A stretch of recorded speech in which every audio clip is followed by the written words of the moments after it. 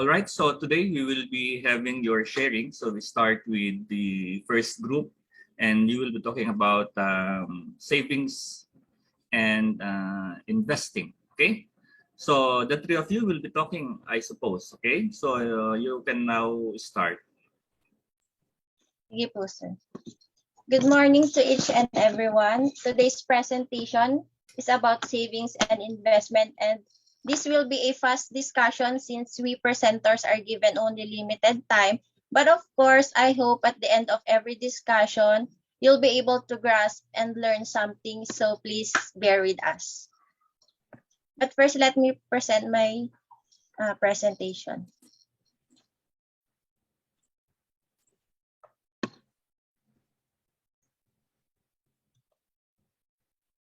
Nakikita na po ba? Ano pa lang, naglo-load. Sige po, sir. Yan, okay na. The topics to be discussed today is what is savings po by yours truly, Miss Angelique Sweet El Cayetano. What is investment by Miss Jolfa Guerrero Saludes, and the common features and key differences between savings and investments by Mr. Patrick Ibanez. First po pala, may I know if clear po yung pagsasalita ko? Naririnig niyo po ba ako ng maayos? Yeah, we can hear you loud and clear. Sige po, I'll continue na po. So first topic is about savings. Let's focus muna sa savings. Most people around the world do not know how to deal with money, and the number of people in serious debt has always been higher, with many teenagers and adults seriously clueless about the most basic financial knowledge. So one of the alternatives to face financial problems is to save money daw. But saving money is neither a science nor an art. Hindi daw ito science, hindi rin ito art, but because it takes time to develop, it needs to be learned and brings benefits that will endure for the rest of your life. So what is savings nga? What does it mean? Savings is the portion of current income not spent on consumption. Ito daw yung mga surplus sa income natin or allowances na itinatabi natin, like putting it in a piggy bank, or minsan nga tinatago lang natin sa kasulok-sulukan ng mga lugar na basta any hidden place na tayo lang ang nakakaalam. Also, another definition of savings is cash set aside in a bank account to be used for financial emergencies and goals. Savings daw is yung mga pera na nilalagay natin sa bangko through savings accounts, etc., which we save for the purpose of future use, especially nga daw for emergency expenses. And one famous saying about our topic today is, smart money management begins with saving. And savings is important for emergencies, education, big purchases, and of course for our family. Now let us talk about the pros and cons of savings. So you see, hindi lang pala puro advantages or perks ang makukuha in savings, ano? Kahit pa paano, meron din palang disadvantage ito. Kaya siguro din na-discover yung investments naman. So the pros and or advantages of savings are low or no risk. Kasi nga daw, naka-safety naman lang yung money natin, yung savings natin, either sa piggy bank or bangko. So there's low or no risk daw of losing value. Also, clearly defined interest rates, kasi sa mga savings accounts, banks promise a fixed rate interest. So every month yan, yung interest rate ng savings mo, clearly defined, isa lang yan, pwedeng 0.005%, ganon, depende dun sa promising bank. Third, it is accessible. Accessible siya kasi yung iba, on hand naman nila yung savings nila, so anytime pwede nila itong ma-access or gamitin. On the other hand naman, sa mga savings account, you can check your savings virtually nowadays. Pwede na nga sa mga app sa phone eh. And tax favored. And examples ng mga tax favored savings dito sa atin sa Pinas is yung mga qualified retirement plans. But of course, this tax-free form of savings, susceptible pa rin ito sa limitations under our tax law para masabing tax-free ito. Now, let's talk about the cons or disadvantages of savings. We have two, low returns and susceptible to inflation. Low returns kasi interest rates on mga saving accounts are often low talaga. So, it could means poor return. And also, savings daw are susceptible to inflation. We all know that prices tend to rise over time and that reduces the value ng mga savings natin, yung money natin. So what are the things to consider when saving? Here are some questions daw to consider in saving. What do you want to buy? How much will it cost? What is your income? What are your weekly expenses? Which expenses are fixed and which are variable? How much can you save each week? How long will it take to save for your chosen item? And will you need to adjust your spending to improve your savings? And also, here are some tips when saving. We have 6. First, set your saving goals. So for short-term goals, madali lang daw yan. For example, if you want to buy a video game, find out how much it costs. For long-term goals naman, syempre yan hindi madali. Such as, for example, yung mga retirement plans, you'll need to do a lot more planning and you'll also need to figure out how investment or savings will help you achieve your goal. Then second, establish daw a time frame. For example, I want to be able to buy a house 2 years from today. I want to buy a car 5 years from today. So set a particular date for accomplishing shorter-term goals and make sure the goal is possible during that time period. Then third, figure out how much. Figure out how much you'll have to save per week, per month, per year, etc. Take each thing you want to save for and figure out how much you need to start saving now. More often than that, if it is not realistic goal naman, so adjust your time frame until you come up with a possible amount. Fourth, keep a record. This is very important. Keep a record of your expenses, then what you save, how much you make, how much you spend. Kasi it is wise daw to take a critical look at your expenses. Then, after keeping a record, make a budget. Write down a budget so you'll know each month you can spend on. And lastly, ito applicable to sa mga may credit card account. Kung kaya naman, pay for everything with cash. And don't even use checks. Kasi it is easier to overspend when you're pulling from a bank or credit account.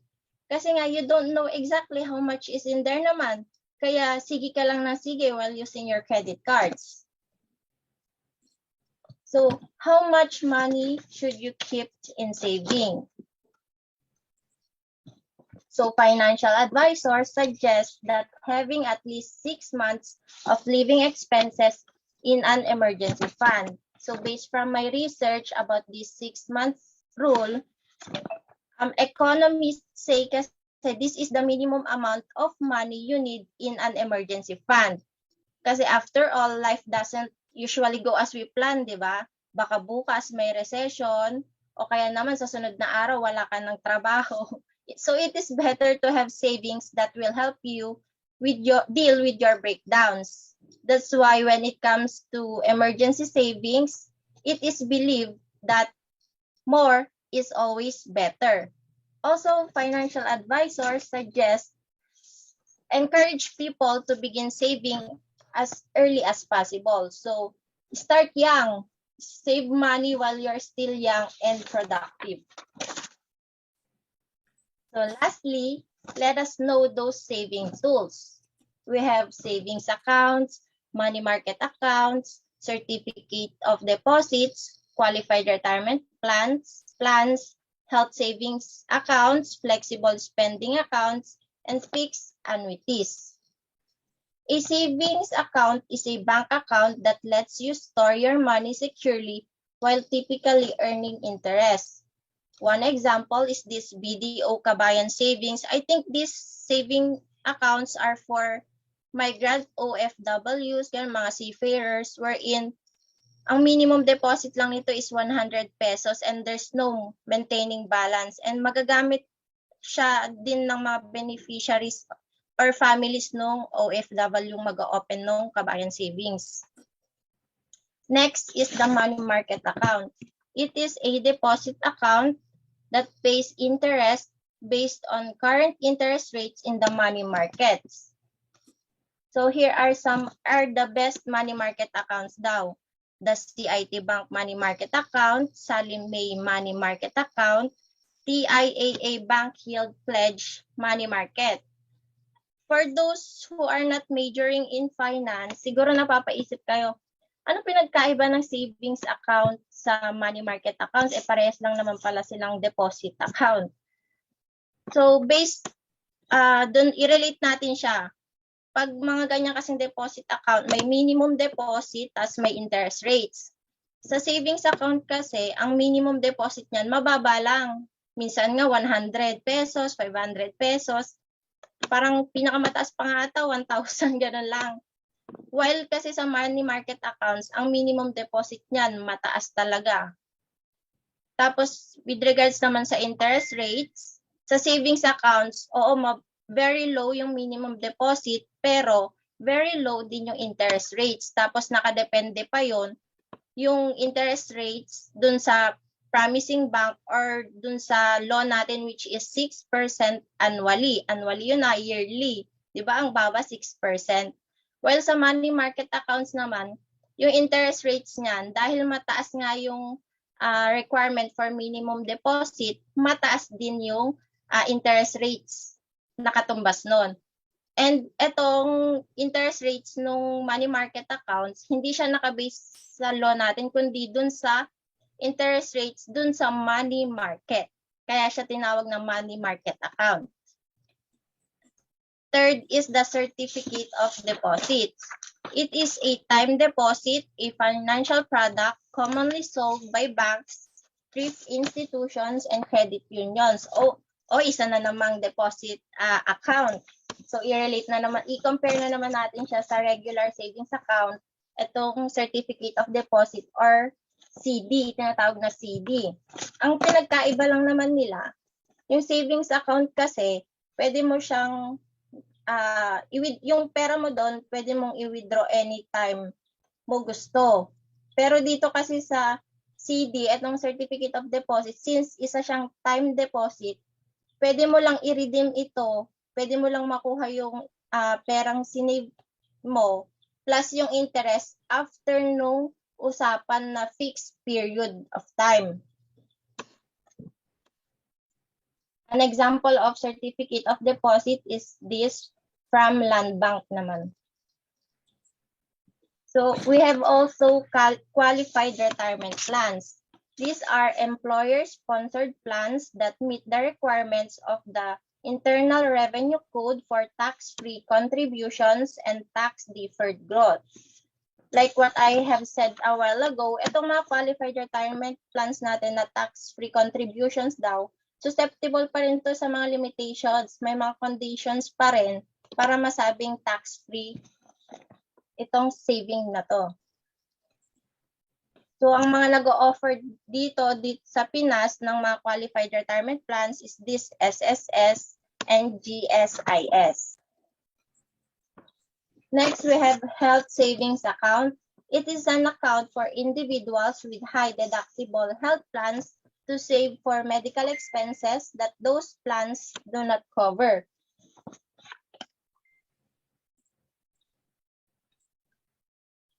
Wait lang guys. Yan.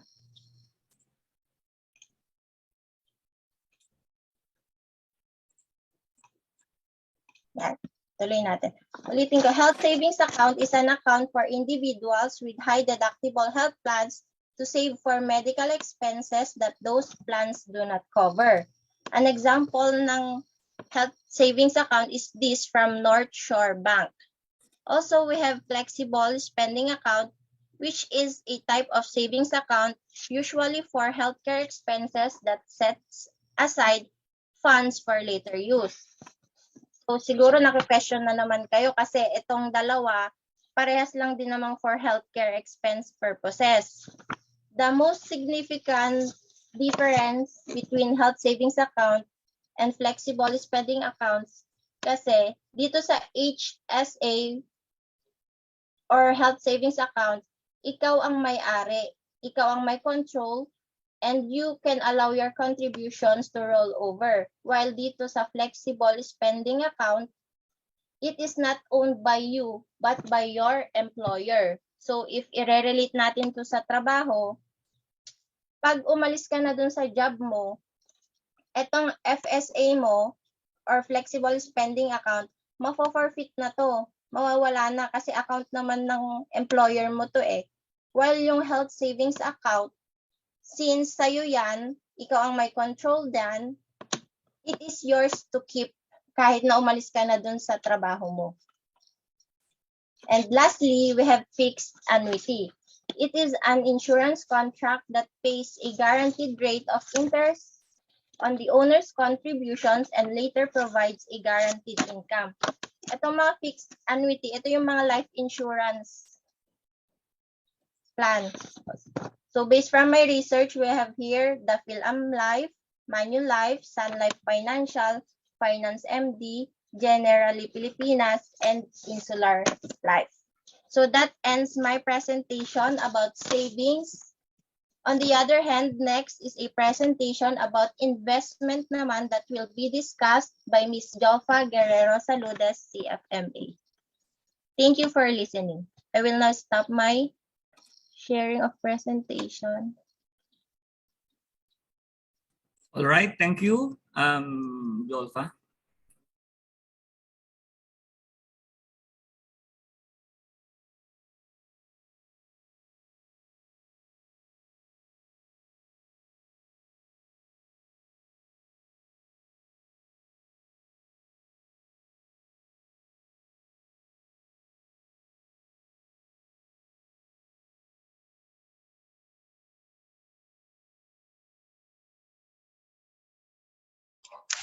Okay na po. Kita na? Yes, we can see your presentation.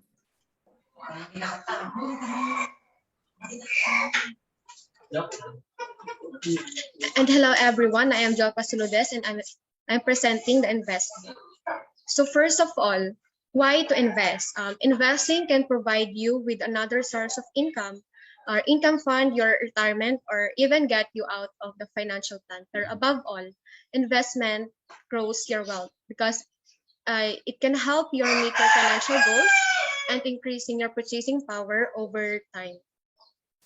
And what is investment? Investment is an act of committing money or capital in endeavor with the expectation of obtaining an additional income of profit.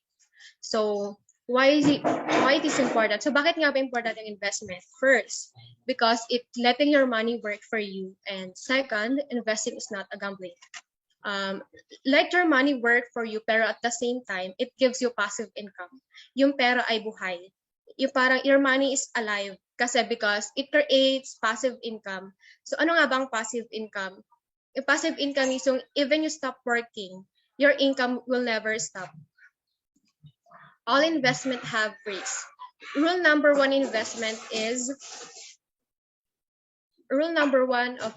have risk. But if you have a long-term investor in the US market, you have the historically done well. Investment gives higher return but more risky. Investment gives higher return but more risky. May risk talaga pagdating sa investment pero laging tatandaan, the higher the interest, the higher the risk. Investment are for the long-term goals. Yung pang long-term goals ay nanggagaling sa mga investment. Example, nag-invest ka for retirement fund, hospital fund, gaya ng healthcare, ay mga pang long-term yun. Second is investment is a seed money. Para sa akin, seed money siya kasi when it's planted, it generates income. So parang dito na pumapasok yung kasabihan natin na kung may itinanim, may aanihin. The objectives of the investment. First is to keep money safe. Second is to help money grow. Third is to save up for retirement. Fourth is to meet your financial goals. So, ano nga ba yung mga types of investment? First is the stocks, bonds, and mutual funds. So, stocks. Ano nga ba ang stocks? Stocks are called equities. It gives stockholders a share of ownership in a company. The benefits of the stocks is first, its share price can increase. Second is some stock can pay dividends and it ability to vote shares. Stocks are historically offered the greatest potential for returns. A stock can appreciate in price and some stocks can pay dividends if company distribute its earnings to stockholders. Yung mga risk naman is that it can share price can decrease, the companies can go bankrupt. Stocks can lose value, however, and companies can even go bankrupt and iiwan nila yung mga stock nila na worthless. Second is bonds. Bonds are like loans you make to a government or corporation on which you receive interest payments for a period of time. Yung parang money to a company or a government body and they will promise to pay me back in a certain period of time. Pero in the meantime, I can get a predictable income stream for the interest payments. Mga benefits nito is nape-predict niya yung income stream. Second is return of the principal after bond matures. They can provide predictable income because typically bonds pay interest twice a year. And if the bonds are held to maturity, fund holders get back the entire principal. So bonds are a way to preserve a capital while investing. Bonds also can help offset exposure to more volatile stockholders. And the risk is the inflation risk. If second is the issuer may call the bond, and third, issuers may go bankrupt. Interest rate changes can affect the bond's value. If bonds are held to maturity, the investor will receive the face value plus the interest. And if sold before maturity, the bond may be worth or less than the face value. So ito natin tinatawag nating interest rate risk. Second is the bond issuer may pay you bonds face value before the bond's maturity rate. And this means that you would stop receiving the interest payments.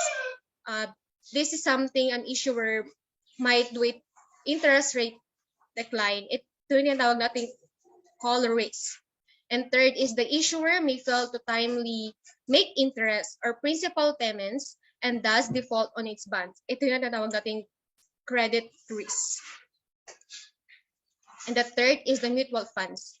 Mutual funds is a pool of money invested by an investment company in stocks, bonds, and other securities, or some combination of those investments. The main benefits of mutual fund is the diversification.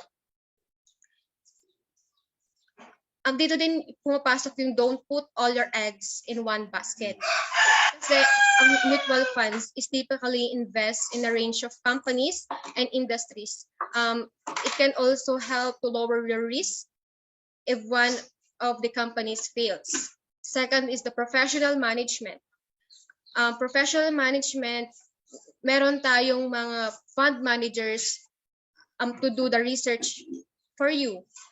They can select also the securities and monitor the performance of your funds. And third is the affordability. Most mutual funds set a relatively lower dollar amount for initial investment and subsequently for purchase. And the risk natin dito is typically the same as the underlying securities. Pero remember that all investment can carry some level of risk, typically the same as the underlying securities. And the golden rule for investment is first, you can invest early Second is the invest regularly. And third, invest for long term and not for the short term. So ano nga ba yung pwede nating invest for the long term? Kasi ang long-term investment provides an opportunity to get greater returns if you have a long time horizon and can delay your goal if things won't go as planned. And the key is able to delay your goal if investment are down at the time when you originally planned to reach your goal. Delaying by a couple years could result in your investment returning back the higher value.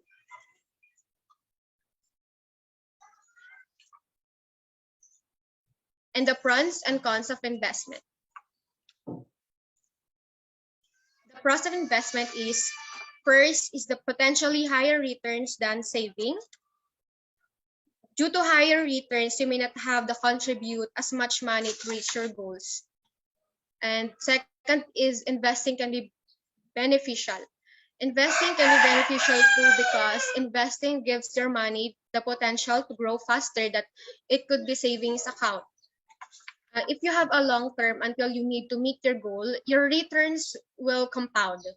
So basically, this means in addition to a higher rate of return investment, your investment earnings will also earn money over time.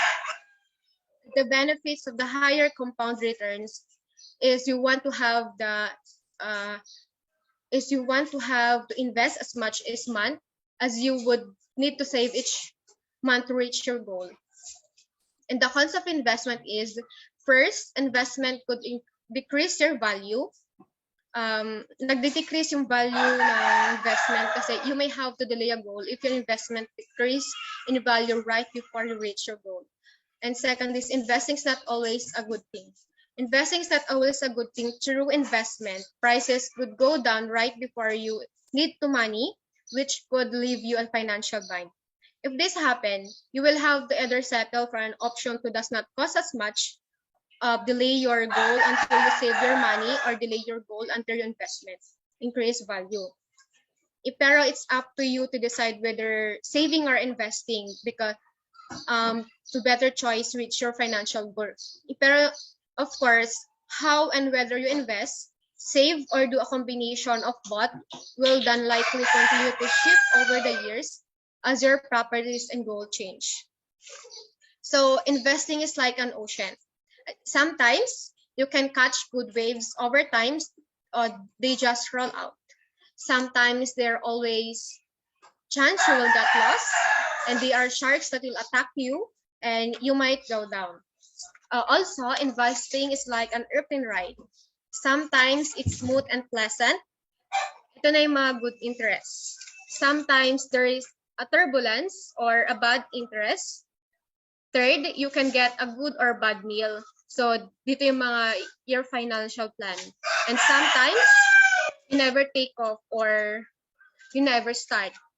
Pero yung pinaka-bottom line talaga na investing is, investing can be a great way to build your wealth over time. And investors have a range of investment options, from safe, lower return assets to riskier or higher return ones. That range means you will need to understand the pros and cons of each investment option and how they fit into your overall financial plan in order to make an informed decision. But the first step to investing is actually easy.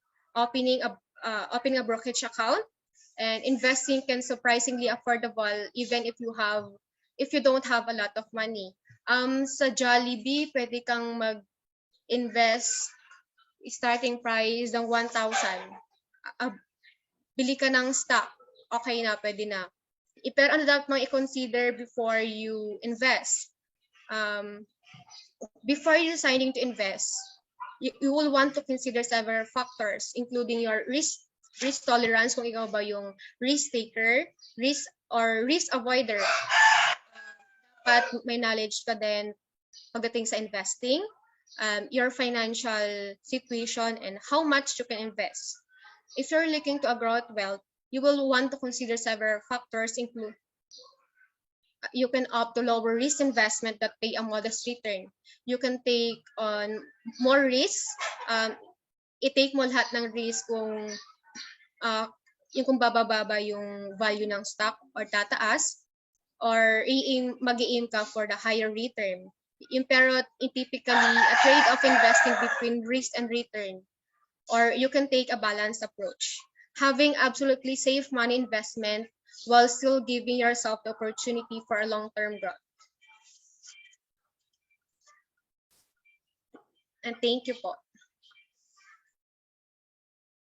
All right, thank you. Next one, please.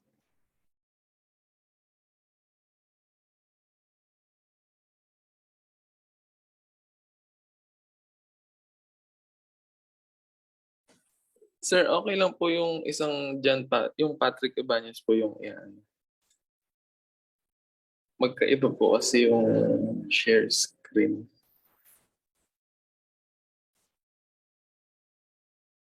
Yan. Yan, okay po. Salamat po.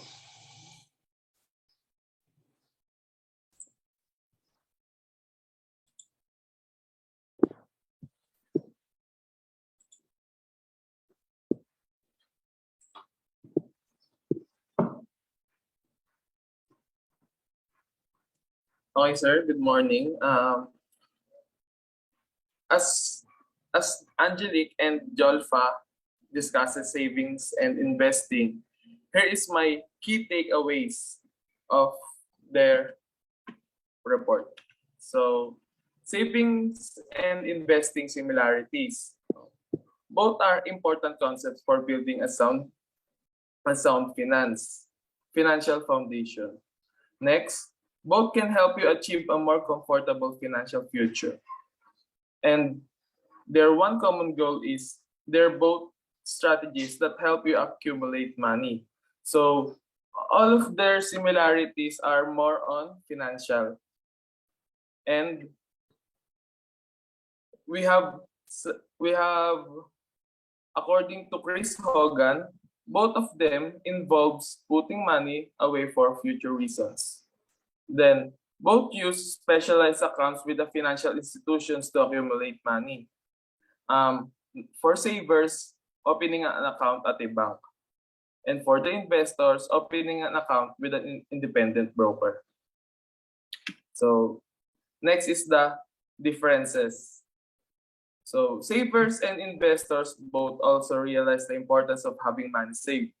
Investors should have sufficient funds in bank account to cover emergency expenses and other unexpected costs before they tie up a large chunk of change in long-term investment.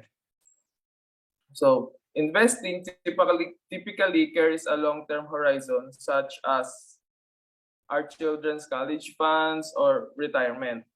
So, the biggest and most influential difference between saving and investing is risk. So, ibig sabihin po nun, sir, yung pinaka-difference po sa kanilang dalawa is yung risk on how high or low it is. So, the biggest difference between saving and investing is the level of risk. Katulad nga po ng sinabi ko. Saving typically results in you earning a lower return but with virtually no risk. In contrast, investing allows you the opportunity to earn a higher return, but you take on the risk of loss in order to do so. So here is some of the differences. As you can see, there's a characteristics of every finance. Then there is the saving and investing. So savings and investing. Ano nga ba ang mas prefer ng tao? So, according to my research, neither saving or investing is better in all circumstances. And the right choice really depends on your current financial position. So, ibig sabihin po, hindi lahat ng tao is kaya mag-save, hindi lahat ng tao is kaya mag-invest. Meron namang mga tao na kaya lang ay mag-save pero hindi kaya mag-invest. Pero sabi nga po, it is your choice. It is your choice. So to clarify this, here is the video of savings and investing.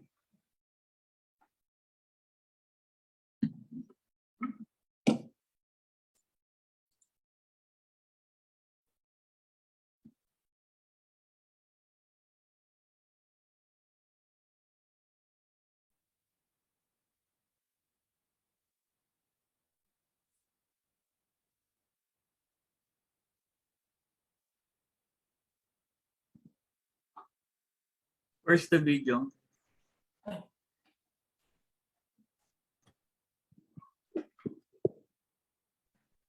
Wait lang po sir.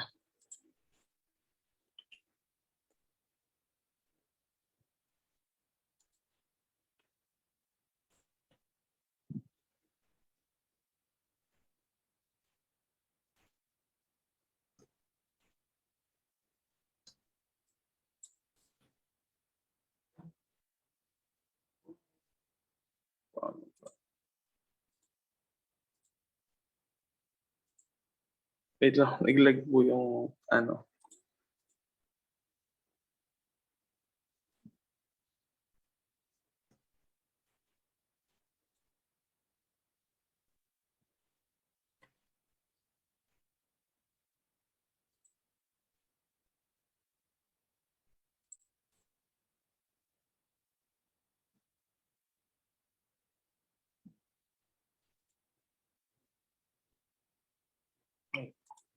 Wait lang po sir, naglag po yung ano.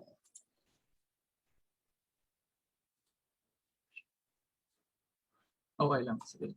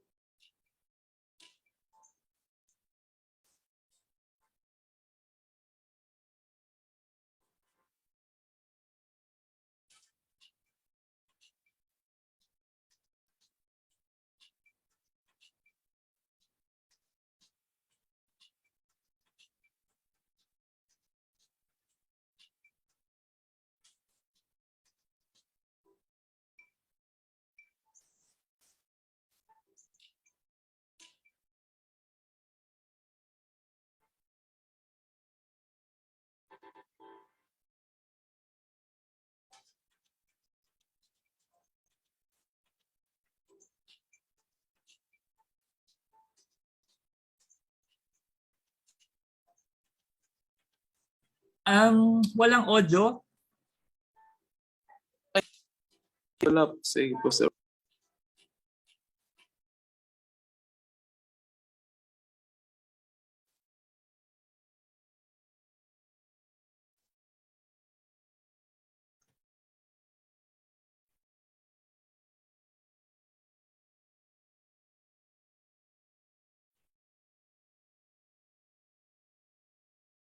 Wala akong naririnig na audio.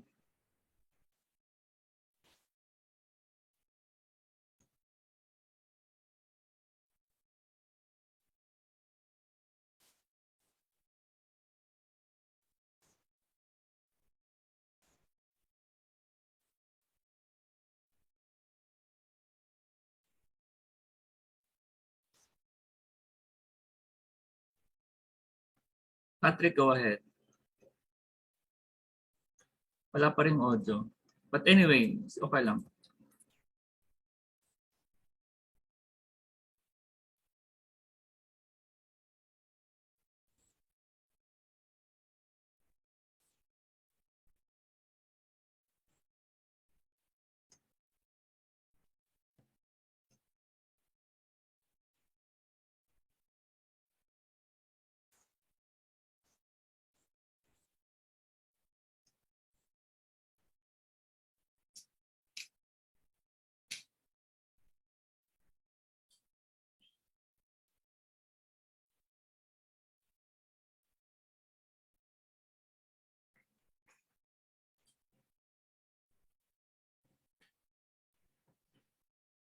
Sir, may I try ako na lang po mag-present, Patrick.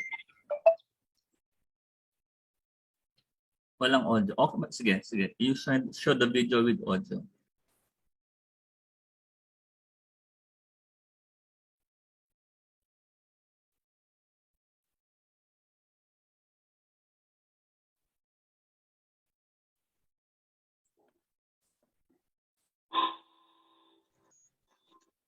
May narinig po, sir?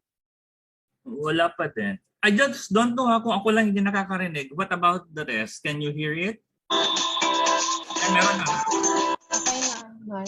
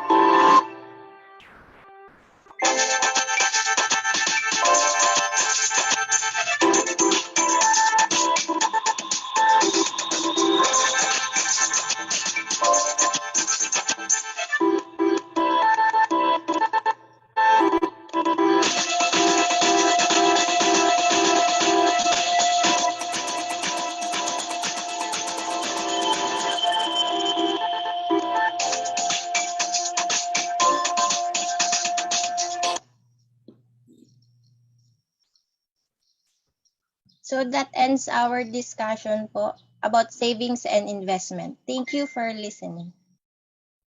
All right. Thank you to the three of you. Okay. I was really more interested. Well, your reporting, okay, is an exercise for me to know your depth of research. It's more on how you do your research for me, huh? So I will be basing your grade based on how well you research your topic. Okay. How well you use your methods, your strategies in researching for a particular topic. Because the internet is so vast, okay? The information you can get in Google is so vast. And sometimes it's very difficult to decipher which one is better than the other information, okay? And it takes, well, sometimes practice, it takes a lot of risk as well to determine which information is correct and which information should be presented. At any rate, you did a good research. So congratulations to the three of you. Okay. Well, basically, investing and savings are two different concepts. Okay, but most often than not, common tao would refer to investment and savings as the same thing. Wait muna. I will